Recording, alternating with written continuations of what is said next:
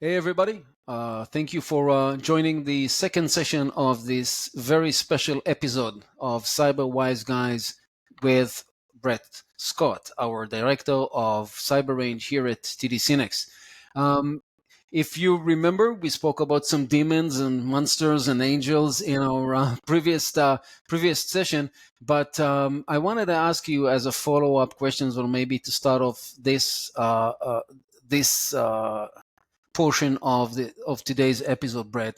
What can businesses do to mitigate the associated risk with from all of those monsters and demons that we've spoke about in the previous sitting there? Well, that's a great question, and it should start with a basic reality. Basic reality is I don't care how big your organization is, you're not big enough to fight alone, Hmm. right? The federal government is not being effective at fighting in cybersecurity, and they have a lot more money. They have a lot more of your money than you do, right? And so the bottom line is that no matter what your size, but especially for the smaller players that are out there, you're going to have to start collaborating. You're going to need to bring friends with you, fight as an Hmm. army, not as a soldier. And when you do that, you'll be much more effective. Now, there are plenty of soldiers you don't want to be fighting next to, but the Hmm. fact is that this is where you need to find and connect with the cybersecurity communities around you. You need to find those people who are good at this, and find the boys and girls that are at this. Those people may be working for you. They may be the kind of person that brings up all the annoying questions in your IT meetings, like, "Oh, why don't we use this password or that password?" And you're like, "Oh, yawn. Why does this person keep bringing it up?" That's someone they're displaying passion in cybersecurity. Sometimes you want to empower those people to help make your organization more effective. So you probably have people who could do this even amongst yourselves right now. But no matter what, even if you had everyone was super amazing in cybersecurity, you're going to still need friends. And when you do that, that forms collaboration with the cybersecurity community, working with places like the foundation, and that means working with great vendors that are out there that also have support engagements with their communities, right? So every cybersecurity vendor that's out there has events and conferences and things like that. You need to integrate with those communities. Um, I don't often quote the Chinese, but they have a cliche, which is many hands make light work. In other words, you already have a tremendous burden. You're not going to move this mountain all by yourself. But Mm. with a few hundred of your friends, you can move a mountain, no problem.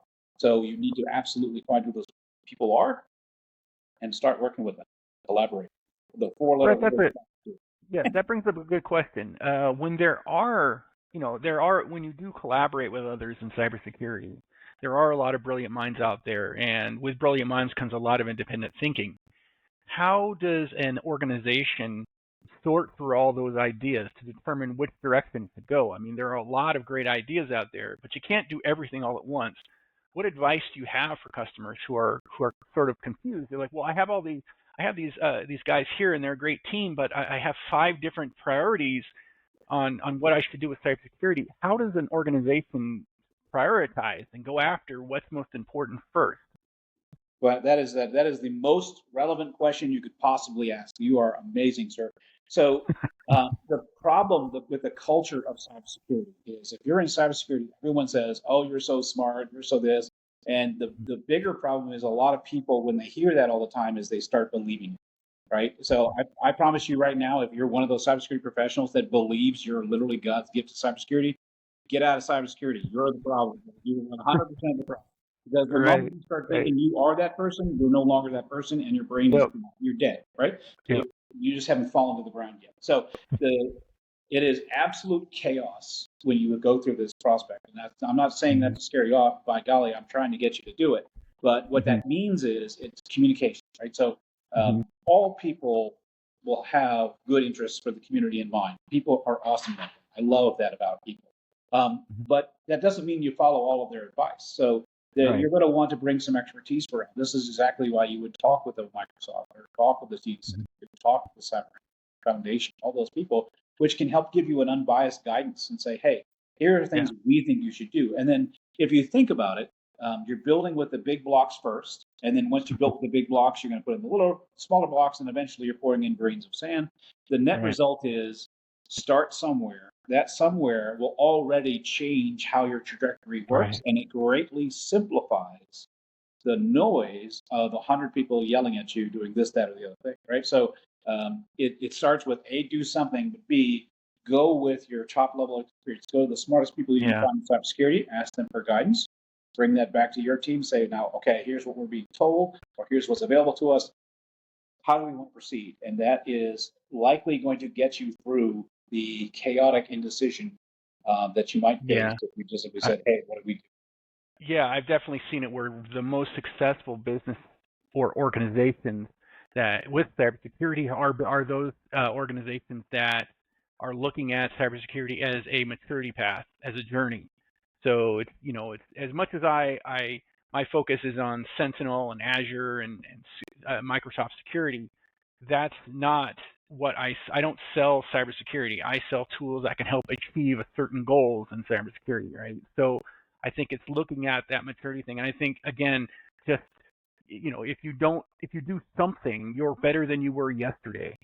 If you don't have MFA and you turn on MFA, that's better than not having it. So I think that maturity path that organizations are on is critical, because it's easy to feel overwhelmed and people just throw their hands up and go, well, there's nothing we can do, right? And then they're like, well, just do what we can. And that's not helpful at all. So yeah, I believe that a real key to success with these organizations that I think have cybersecurity locked down, as far as doing everything they can to be as secure as they can. They've taken that approach, and that also involves things like adopting zero trust principles and other methodologies that allow you to look at your threats and meet those with controls that are consistently and continuously developing. So yeah, absolutely. I think that maturity scale is the best way to approach a large thing of cybersecurity. Yeah. And I would say more over than that, Greg. It's a never-ending process, right? Because you always you have to check where you are. You have to see what are to prioritize, and then find out what the options to the priority, I would say the top priorities that you've chosen, and then assess, making sure that everything is working properly, right, and really achieving the goals that you've set yourself, and then go through that circle again, because during the past 6 months your environment changed, right? You added more application, obviously more data, more user. Some users left, some user came in. I always reminded in these types of conversations years ago, when I worked when I started my way in cybersecurity for a distributor that no longer exists in North America. It's now part of TD SYNNEX. I left after 3.5 years, and about a year and a half after I left, I wanted to see if I still have access to one of the vendors' partner portal. Right? I was living halfway across the world in some place, and said, you know what, let me see if I can still access that vendor's partner portal with my old username and password. So I went into the website, I typed in my username and password, and voila, I am inside. Right? Very easy. Again, I'm not going to mention any names, right? I don't want to embarrass anybody, but it was striking to me to talk to customers and partners today, like 20 years after, also maybe 15, 20 years after, that in many cases it's still the same. So customers have to realize, yes, I've assessed, I've prioritized, I've implemented. Now let me go back, make sure that my priorities were right, the solutions are working, and I'm still in that process of improvement, because there are other priorities now that I haven't taken care of earlier. Right. Yeah, the cybersecurity industry frequently tries to speak about cybersecurity as a destination, and both of you have pointed out correctly, there is no such place. There is no destination. It is a journey. It's a continuous improvement process. And why it's continuous is because, thankfully, you and your organization keeps changing. And as it changes, as it shifts, you have to change your defenses, change your strategies. It's not as chaotic as it sounds, but it's definitely not static, right? And so it is absolutely a journey. And if you approach it that way, it will be much, much healthier for you to do that, because anyone who comes to you with hey, you do this and you're safe, finish throwing them out, and as you throw them out, say that, hey, the cybersecurity wise guy says you're the dumbest guy in cybersecurity, you should quit. It is absolutely not helpful to give people misconceptions as to what's going on.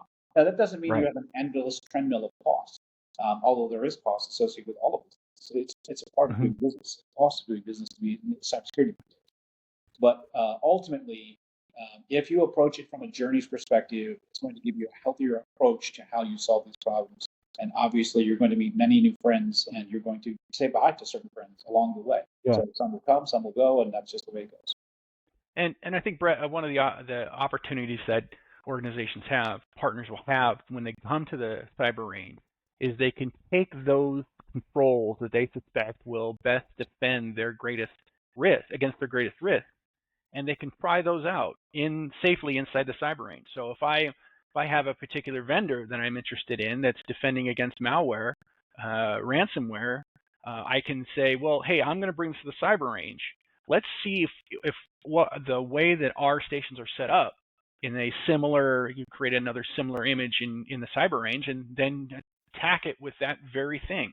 I think that that allows organizations to really see how that vendors' claims about defending against specific threats are actually valid, or whether they need to be reassessed. Because I mean, there's only X amount of dollars to be spent per quarter on cybersecurity, and if they are dumping in monies into things that are not going to result in a significant loss if they're compromised, well, then that's a problem. And so if we have these areas where we can take those things that we are most scared of, because the result of having a compromise in that area would result in a significant loss to our business, possibly even driving that business out of existence, we can take that safely into the cyber range, test those claims against what the vendors are saying, and then be able to allocate those funds to that to be all in. Or they can say, well, maybe we need to look at something else. Maybe there's perhaps another direction. And I think that having organizations like us to come in and make those suggestions on what can work and what can't, I think that is all important. So your role there in helping to validate even for CEOs and those guys who are not necessarily in the technical side of it, they can really begin to see that, yeah, we can have a place where we can test out the stated claims, because it's easy to say, like, being a business, like, well, we believe in zero trust. It's not something you can buy. However, here, buy this thing. It's zero trust. That to test that out. It's there's somewhere to do it. So again, just not to talk about how great the cyber range is and more than we already have. The fact is, though, that is a key aspect of it. That for at least for us, in my experience that I've seen with our partners and ultimately their customers. It's very interesting you point that out. I was kind of giggling a little bit because I remember the story of the bulletproof vest, right? So there was a man who developed this thing called the bulletproof vest because police were getting shot during crime, things like that. And he could not get anyone to buy the bulletproof vest. He could not sell any of them at all. He had the worst time. So he changed the way that he approached the market. And what he did was he brought a 38 special revolver with him. He would put on the vest and say, shoot me here, please. And they would shoot him, and then he would be fine. And all of a sudden, he was selling cybersecurity / bulletproof vests all over the place. And if you think about what you just said, which is, everyone's going to tell you that you're all safe and everything's fine. Why not try it out? Because the nice thing about doing it here in the cyber range is it's a 5-minute refresh and hey, add this to what you're doing, change this about what you're doing.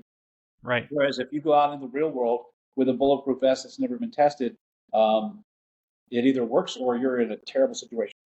Yeah, I'll just shoot you in the leg and be fine. Yeah. That's an awesome meme. So if you want to look for an awesome meme, you should totally look that one up. It's a beautiful thing. But the point is that you cannot fight with tools that you do not understand and you don't know if they work or not. And the last time you need to figure that out is not right as you're entering a battle or you're dealing with an existential threat. The time is to figure it out when you're not in those situations so that you can make adjustments, so that you can be confident that as you go out into that big, scary, dark world out there, that you actually are very well defended and it's not just people telling you are. So, Brett, from the many partners and customers that you see coming in to the range, as well as other outlets, right? The foundations that you're involved in. What would you say are the most common attacks today for businesses? Obviously, we hear all the time about ransomware. We hear DDoS. We hear cryptojacking and what have you. But from your eyes, from your perspective, what should customers be aware of and try to protect against the most? Yeah, the elephant in the room at this moment in cybersecurity is identity, right? Yeah. So Okay. 85% of breaches are compromised credentials.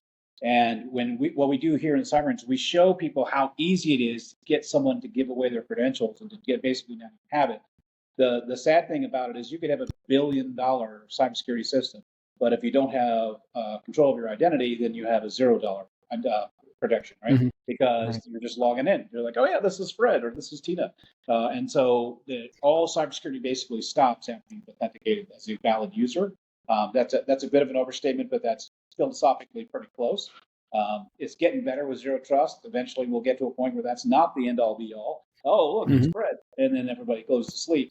It'll be okay. Well, let's make sure it's still actually Fred, but that's zero trust. But the simple strategy here is when you are approaching any situation, any challenge, or any problem, you need to be able to say, this is who is on my team, and I know that that's them, right? And if you don't know who that's them, then whoever you think is your friend might actually be your enemy.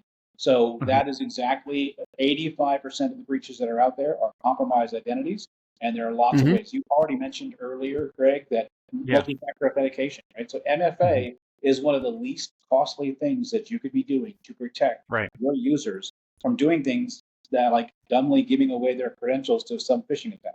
So Yeah.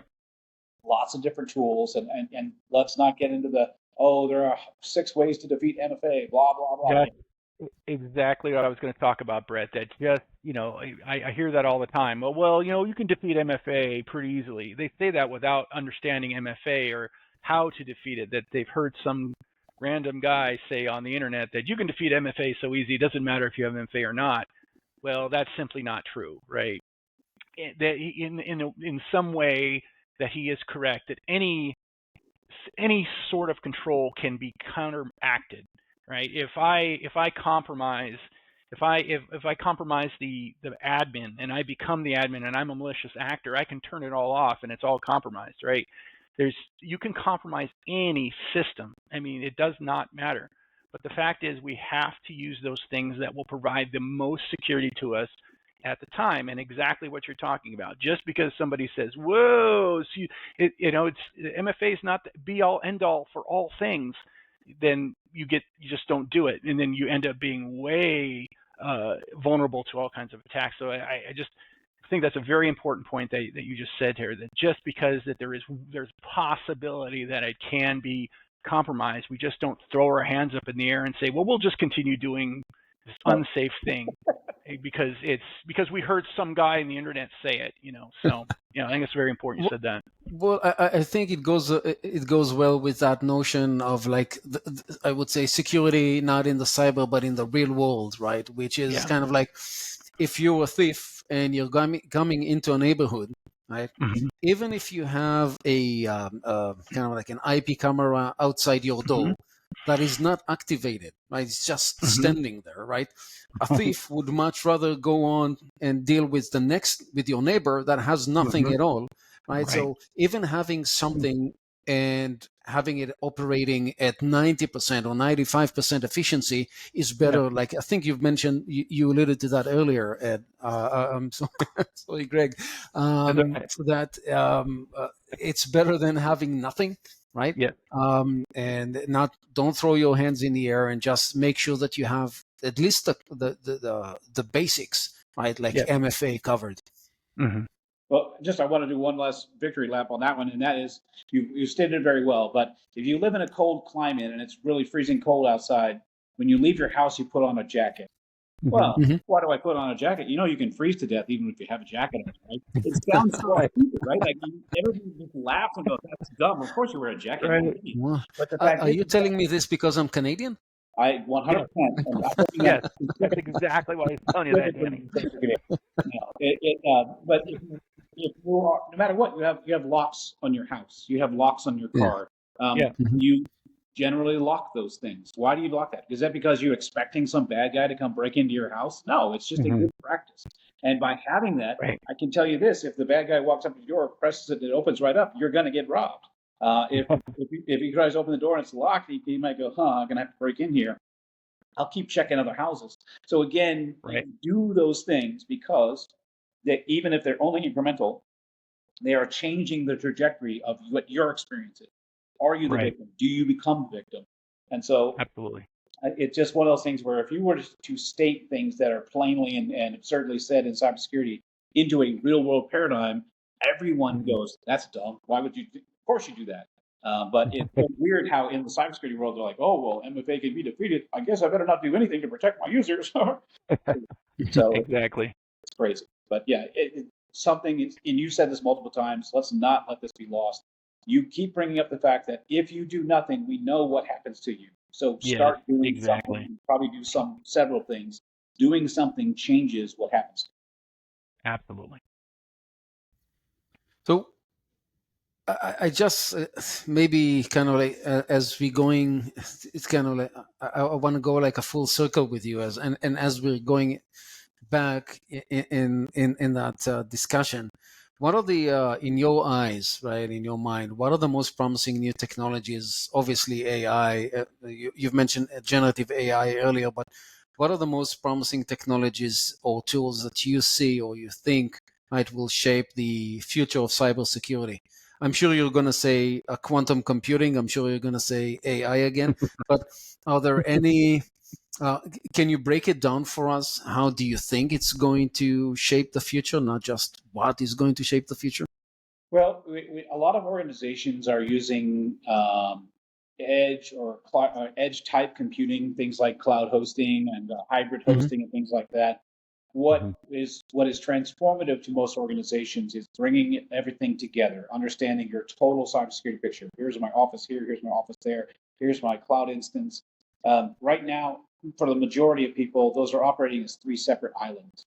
What you need to do is we need to bring those islands together. So, for example, Microsoft Hmm. said, wonderful tool, an inexpensive tool to use to Hmm. give you a total picture of what's going on. You basically take all of those independent islands. You say, hey, report what's happening to you up to this big cloud space up here. And then from that cloud space, you can say, here is what my organization is experiencing. So bringing it together, everything into one pane, it's not a pane of glass, that's a overly cliche cybersecurity thing, but Yeah. bringing all the information together and then putting tooling around that, people, capable cyber warriors around that, will Right. transform your organization. Absolutely. It is very low cost and it's highly effective tool. Yep. Generative AI and quantum and things like that. Right now, I think those are mostly memes, to be honest with you. I think that they are making inroads. They will be a thing of the future, but they are Hmm. 100% not the panacea that they're being sold as.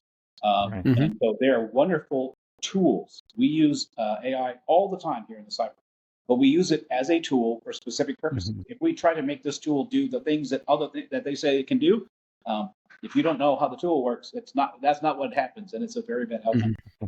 So we learn what these things can do, and then we maximize our use of them, just like all other technologies. Um, but many different ways that people approach things. I mean, let me give you a simple example. Like we're talking about the heady world of cybersecurity. Let's talk about something very real. Right now, Microsoft puts Microsoft Defender, and they have it sitting on your machine. It is actually no longer a terrible product. It's actually a very good product. Microsoft is taking Right. very big strides in improving cybersecurity. This is something that is already there, which you could simply turn on, right? And Hmm. now you have protections, and you have better protections than you had when you had it off. So there are Hmm. lots of different things you could be doing. So taking advantage of the resources you already have and Hmm. activating them, bringing them together so that they work cohesively with each other will absolutely change what happens. And Yeah. it's one of those things where I think probably 75-80% of your audience is going, well, duh. But I would bet if they went to work and say, are we doing that? The answer is going to be, well, not actually.